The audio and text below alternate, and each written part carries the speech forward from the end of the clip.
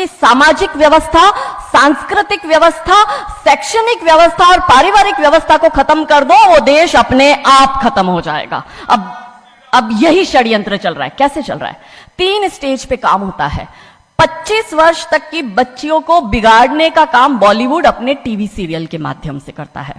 25 से 35 वर्ष की शादीशुदा महिलाओं का जीवन और उनके परिवार को बर्बाद करने का काम एकता कपूर जैसी महिलाएं अपने टीवी सीरियल के माध्यम से करती है।